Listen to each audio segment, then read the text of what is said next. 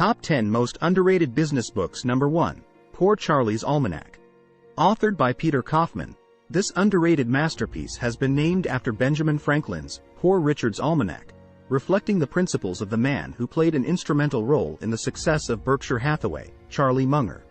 What sets this book apart is the way it combines Munger's life experiences, his speeches, and his philosophy, making it much more than just a business book. However, it is the chapter, Talks, that forms the heart of the book. These are transcriptions of 11 of Munger's most insightful speeches given over a span of 20 years. Through these speeches, readers are taken on a journey into Munger's mental world where he brilliantly interlinks knowledge from multiple disciplines, such as psychology, economics, mathematics, and biology, to make sound investment decisions, a concept he refers to as latticework of mental models. One such popular speech is The Psychology of Human Misjudgment, in which Munger details 25 cognitive biases that lead to flawed decisions in business and life. Understanding these biases not only aids in improving one's investment acumen but also equips one to make better choices in life. Number 2. The Outsiders.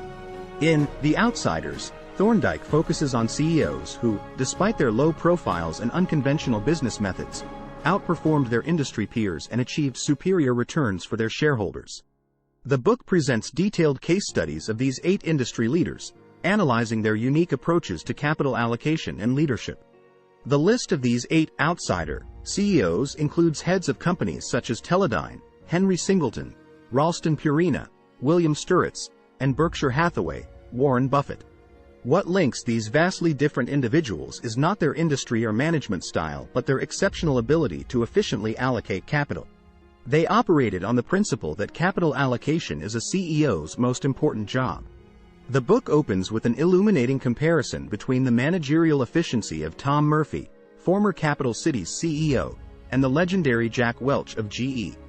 Thorndike uses this comparison to introduce the central theme of the book.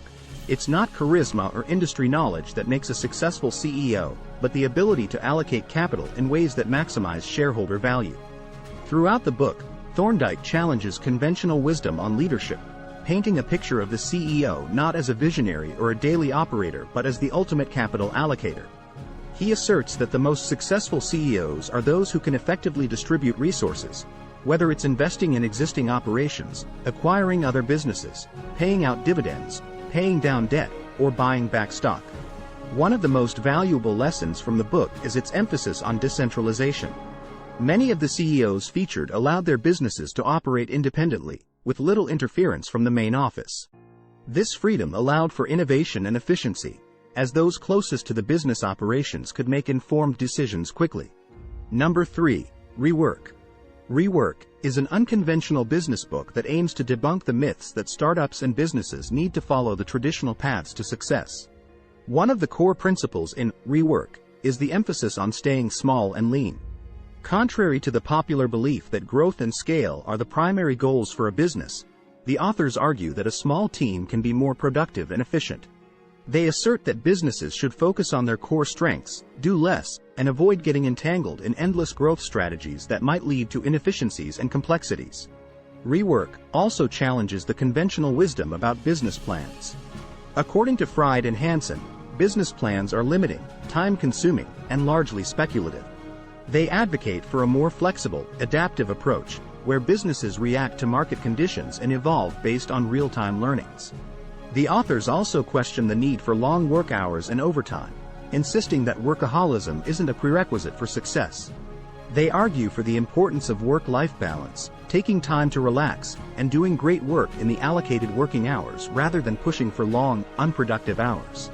In a chapter titled, Embrace Constraints, the authors suggest that limitations can be a source of creativity. Instead of seeing constraints as hindrances, they argue that constraints force people to be innovative and find unconventional solutions. Number 4. The Personal MBA Master the Art of Business. The book aims to empower its readers with vital business knowledge typically imparted in a traditional MBA program, making this knowledge accessible to a broader audience. Kaufman, a renowned business author and educator, wrote the book as a response to the increasing costs and debatable practicality of traditional MBA programs. His premise is simple yet profound. You don't need to spend thousands of dollars and multiple years on a business degree to understand the essentials of business. At its core, the Personal MBA is a self-study guide designed to provide a comprehensive business education. One of the defining aspects of the Personal MBA is its focus on practical knowledge. Rather than overwhelming readers with complex theories and abstract ideas, Kaufman focuses on actionable information.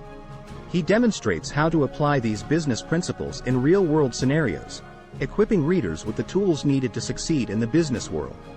The book also challenges some traditional business ideals, like the necessity of formal business education. Kaufman argues that real business knowledge comes from experience and self-study, not from expensive, time-consuming degrees. He suggests that reading and understanding the key concepts from a select list of business books, including his own, can be just as effective as completing a formal business program. Kaufman also emphasizes the importance of understanding human psychology in business. He delves into concepts like cognitive biases and how they influence decision-making processes, adding a unique layer to his business guide. Number 5. My Years with General Motors. My Years with General Motors, penned by Alfred P. Sloan, is one of those timeless, underrated classics in the world of business literature. As the CEO of General Motors from 1923 to 1956, Sloan's influence on the auto industry and modern corporate structure cannot be overstated. It provides readers with an insider's perspective into the strategies that propelled General Motors to the apex of the automobile industry. Sloan offers a detailed, step-by-step account of the thought processes and strategies that guided his managerial decisions, making this book a masterclass in corporate leadership and strategic planning. One of the key themes Sloan emphasizes throughout the book is the importance of decentralized operations. During his tenure, General Motors was organized into semi-independent divisions, each responsible for a particular market segment. This allowed for quicker decision-making and a better focus on customer needs, a novel approach that propelled GM to industry dominance. This innovative approach to corporate structure has since been replicated by many successful companies worldwide, demonstrating the enduring relevance of Sloan's insights. Another standout feature of the book is Sloan's discussion on strategic planning. He illustrates how he implemented a long-range planning process at GM, linking it to the annual budgeting process. This process enabled GM to adapt to market trends and changes while ensuring that the company's actions were aligned with its broader objectives. Today, strategic planning is a staple of modern business operations, yet Sloan was ahead of his time in recognizing its importance. Additionally, the book delves into the relationship between a company and its various stakeholders, including customers, employees, and shareholders. Sloan's focus on balancing the interests of these different groups reflects a forward-thinking approach to corporate governance, long before the term stakeholder capitalism came into vogue. Number 6. The Goal, a process of ongoing improvement. The central theme of The Goal is the theory of constraints, a revolutionary methodology introduced by Goldratt himself. The theory posits that any system, whether it's a manufacturing plant or an entire company, is limited by a small number of constraints, and the most effective way to improve the system is by managing these constraints. Throughout the book, Rogo, with the help of his mentor, Jonah, learns to identify and manage the constraints in his plant, leading to remarkable improvements in performance. But the goal goes beyond manufacturing processes. The theory of constraints can be applied to any system or process, making the book relevant to managers and decision-makers in various sectors, not just manufacturing. By teaching readers to identify and manage constraints, the book equips them with a valuable tool for problem-solving and decision-making in a wide range of scenarios. Number 7. Creativity, Inc. The book provides a wealth of information on cultivating creativity, overcoming obstacles in the creative process, and fostering a culture of innovation and collaboration. One of the key themes in Creativity, Inc. is the concept of embracing failure. Catmull argues that failure is an inherent part of the creative process. By encouraging risk-taking and allowing for mistakes, Pixar has been able to push the boundaries of animation and storytelling. This culture of accepting failure has been instrumental in the studio's ability to innovate and stay ahead of its competitors. Another important lesson from the book is the value of candid feedback. Catmull introduces the concept of the Brain Trust, a group of trusted individuals who provide honest, constructive feedback on ongoing projects. This mechanism, devoid of authority and power dynamics, has been crucial in helping Pixar maintain its high standards and continuously improve its work. Creativity, Inc. also emphasizes the importance of nurturing a creative culture. Catmull provides numerous examples of how Pixar goes to great lengths to ensure that creativity and innovation are ingrained in its organizational DNA. From its office design that encourages unplanned collaborations to its investment in employee development, Pixar's focus on culture has been a major driver of its success. Number 8. The Innovators Dilemma. Christensen, a Harvard Business School professor, introduces in this book a crucial concept: disruptive innovation. This term is used to describe innovations that disrupt existing markets by creating new ones.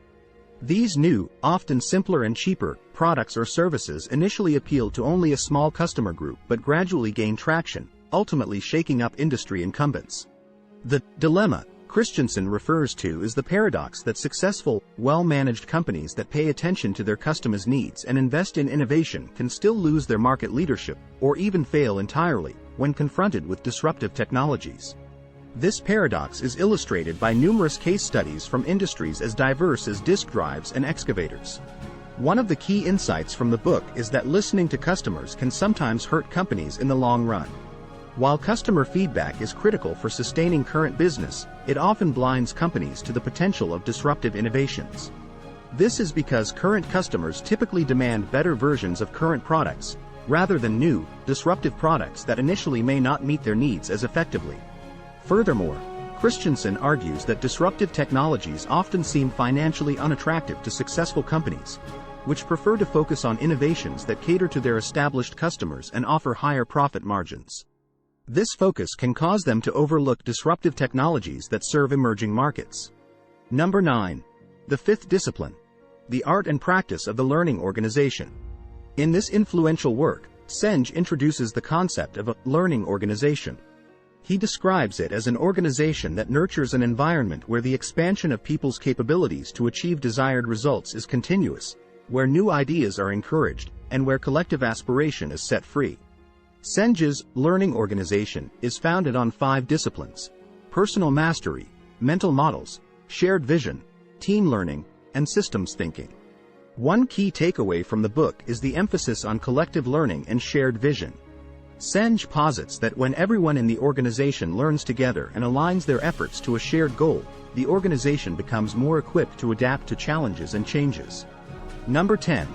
Radical candor. Be a kick-ass boss without losing your humanity.